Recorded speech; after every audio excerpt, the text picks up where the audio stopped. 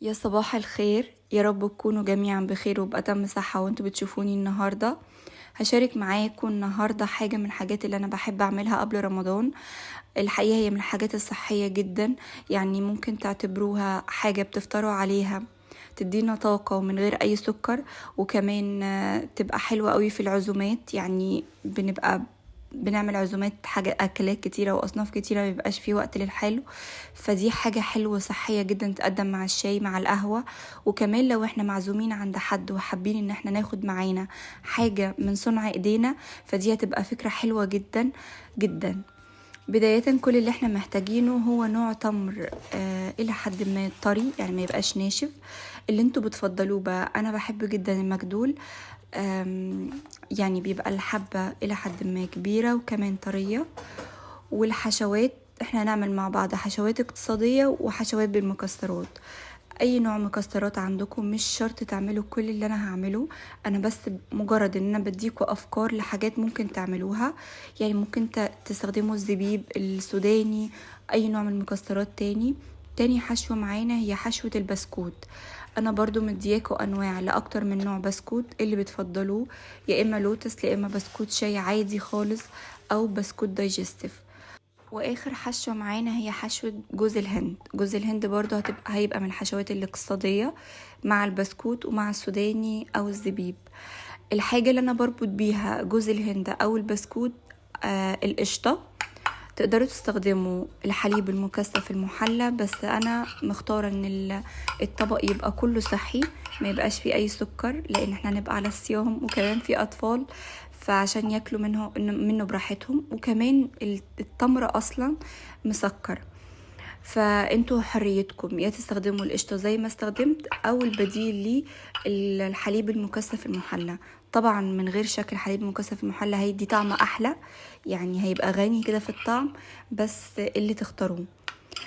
الكمية بالظبط من القشطة مش هقدر اعايرها بالجرام، يعني على حسب ما انتوا هتستخدموا كمية جوزة الهند بتحطوا عليها قشطة لحد ما تحسوا ان القوام بقى كريمي وتقدري تشكليه كده.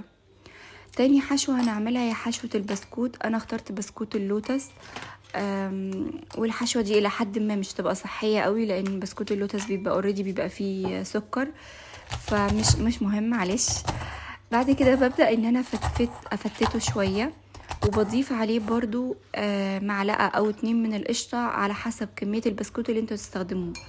وببدأ اقلب بحيث ان انا اخد خليط، يعني برضو زي جوز الهند نقدر ان احنا نشكله او نحشي بيه التمرة. بس كده الحشوتين اللي انا هعملهم جاهزين، ومش هيبقى فيه غير اني انا احط المكسرات في التمر. ببدأ بقى في الوقت ده اجهز التمر، اشيل منه النوى اللي فيه واقطعه، بس بيبقى بالراحة خالص بحيث ان هو ما يبقاش مفتوح على الاخر. بشيل منه النوى وبشيل منه اللي هي الغطا اللي بيبقى فوق ده، انا مش عارفة اسمه. المهم بعد كده بيبقى جاهز للحشوات.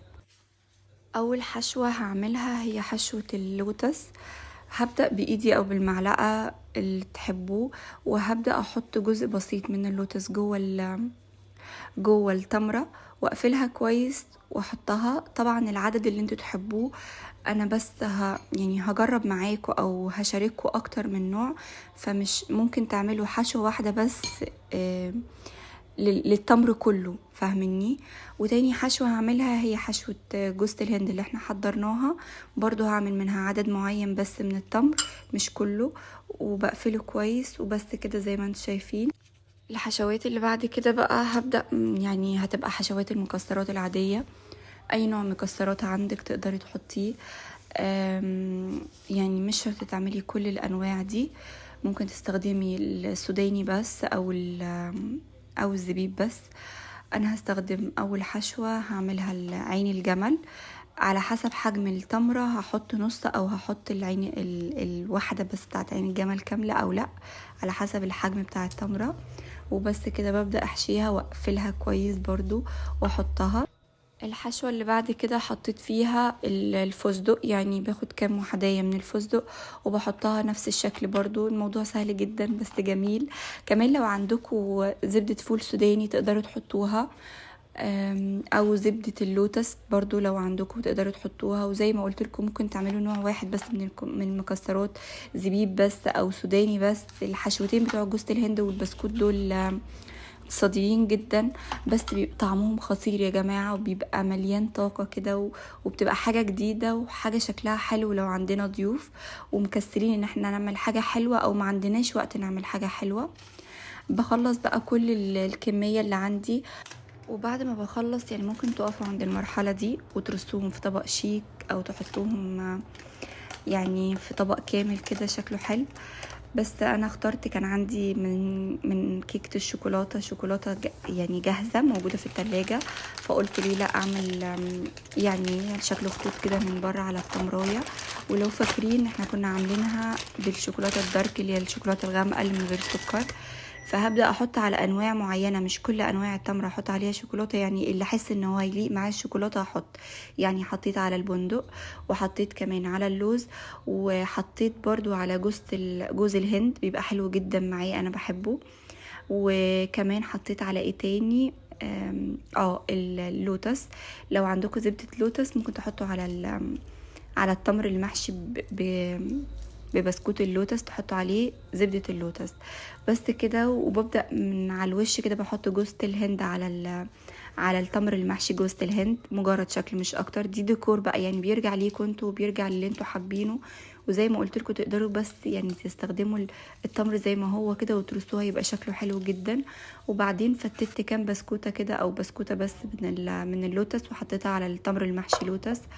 وجبت تاني القشطه، مجرد حاجة بسيطة كده على التمراية اللي فيها لوز، وبدأت ان انا احط عليها وارش عليها من بره لوز متكسر عندي. وبس كده جبت طبق التقديم ورصيت فيها بشكل هلالي كده، يعني بمناسبة هلال رمضان. كل التمر بيبقى جميل جدا، تقدروا تعملوه من دلوقتي وتحفظوه في علبة في التلاجة، علبة محكمة الغلق عشان ما ياخدش اي ريحة. جربوه بألف هنا وشفا.